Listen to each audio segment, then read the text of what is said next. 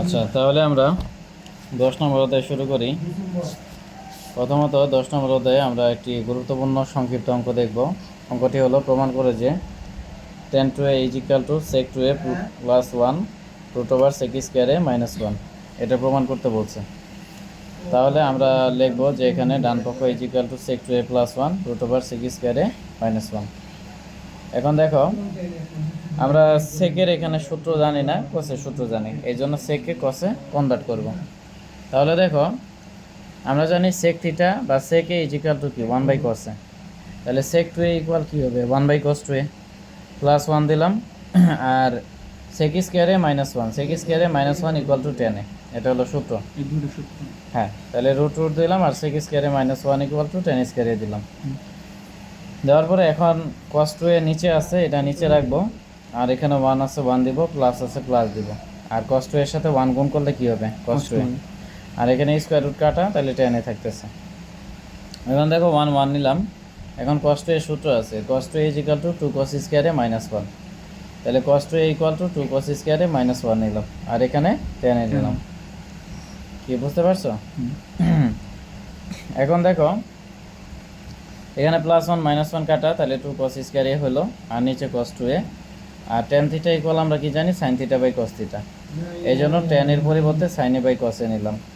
নেওয়ার পরে দেখো এখানে 2 2 নিলাম, cos এখানে আছে 2টা, এখানে আছে একটা, কাটাকাটি করলে কি উপরে একটা থাকবে, আর sin এ নিলাম, আর cos 2a নিলাম।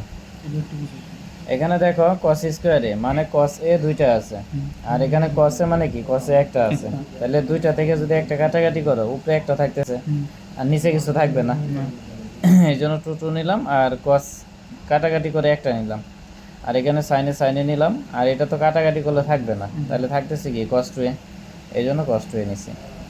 কি বুঝাইতে পারছি? এরপরে দেখো 2 2 নিলাম, sin এ নিলাম, cos এ নিলাম, আর এখানে যা আছে তাই নিলাম। এখন দেখো 2 sin থিটা cos থিটা, এটার মান হলো sin 2 থিটা। এখানে কি সাইন আগে আনছেন নাকি? হ্যাঁ, সাইনটাকে আগে আনছি, এটাকে আগে নিছি, এটাকে পরে নিছি। তাহলে 2 sin a cos a, এটা সূত্র কি sin 2a, আর cos 2a নিলাম। কি বুঝাইতে পারছি? সূত্র।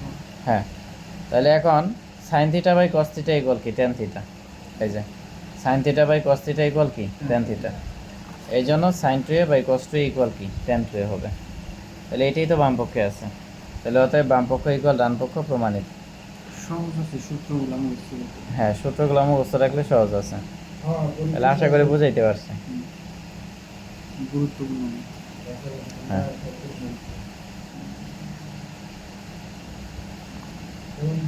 এখন দেখো রচনামূলকের একটা গুরুত্বপূর্ণ অঙ্ক দেখি। দেখো এখানে আছে যে যদি 2 tan a is equal to 3 tan b হয়, বা 2 tan alpha equal to 3 tan beta হয়, তবে প্রমাণ করে যে tan alpha minus beta equal to sin 2 beta by 5 minus cos 2 beta. তাহলে এখানে প্রথমত যা দেওয়া আছে আমরা লিখবো, দেওয়া আছে কি 2 tan alpha is equal to 3 tan beta. এখন দেখো এখানে যে প্রমাণটা আছে, এটা কি আলফার মাধ্যমে আছে না বিটার মাধ্যমে আছে? বিটার মাধ্যমে। এই জন্য আমরা কি করব, আলফার মানটা বের করে নিব বিটার মাধ্যমে। তাহলে এখানে tan আলফা রাখলাম, আর 3 tan বিটা নিলাম, আর এই যে 2 আছে এটার এদিকে পাস করলে কি ভাগ হয়ে যাবে, বা উপরে আছে নিচে চলে যাবে। তাহলে এটা বুঝাইতে পারছি? এখন দেখো বাম পক্ষে কি আছে tan আলফা মাইনাস বিটা, ঠিক আছে? তাহলে এটা সূত্র কি tan a minus B equal to tan a minus tan b divided by 1 plus tan a tan b, পুরাটাই কি ফর্মুলা। এখন tan এর মান কি 3/2 tan b, তাহলে tan এর পরিবর্তে 3/2 tan b দিলাম, মাইনাস নিলাম, এখানে tan b নিলাম, তারপরে 1 দিলাম, প্লাস দিলাম tan a, tan এর মান কি 3/2 tan b, আর এখানে tan b নিলাম।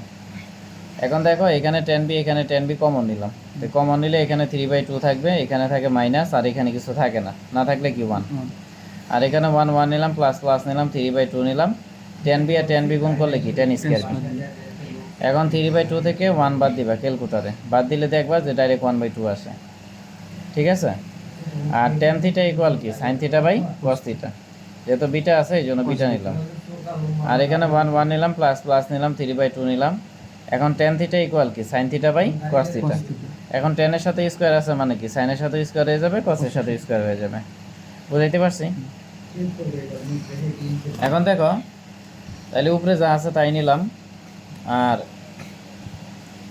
এখানে 1 আমরা 1 নিব, ঠিক আছে? এখানে 1 নিব প্লাস, এখন দেখো এই যে 3 কি উপরে আছে না, তাহলে 3 সাথে সাইন স্কয়ার বিটা নিলাম, আর 2 কি নিচে আছে না, তাহলে 2 এর সাথে কস স্কয়ার বিটা নিলাম, এটা নিলাম। এখন নেওয়ার পরে দেখো এখানে উপরে যা আছে তাই রাখবো, আর এখানে 2 cos স্কয়ার বিটা কি নিচে আছে, নিচে রাখলাম। তাহলে এখন কি 2 cos স্কয়ার বিটার সাথে 1 গুণ হয়ে যাবে, তাহলে 2 cos স্কয়ার বিটার সাথে 1 গুণ করলে কি 2 cos স্কয়ার বিটা, আর এখানে প্লাস থাকে কি 3 sin স্কয়ার বিটা। তাহলে এটা বুঝছো কি না? উপরে যা আছে মানে নিচে যা আছে তাই নিবা, এরপরে নিয়ম হলো এটার সাথে এটা গুণ দিবা, যোগ হবে এটা। ঠিক আছে। তারপরে দেখো এখন এই যে এখানে 2 আর এখানে 2 কি কাটাকাটি করা যাবে, যাবে কি না? আর এখানে cos বিটা আছে কয়টা, একটা, এখানে 2টা, তাহলে কাটাকাটি করলে নিচে একটা থাকবে আর এখানে কিছু থাকবে না। না 1 1 নিলেও চলে, না নিলেও চলে, এই জন্য শুধু সাইন বিটা নিলাম। আর এখানে যা আছে তাই নিলাম, আর যেহেতু কাটাকাটি করলে একটা থাকে এই জন্য একটা নিলাম। মানে শর্টকাটে চিন্তা করতে হবে, এখানে অত সময় পাবে না তুমি, ঠিক আছে?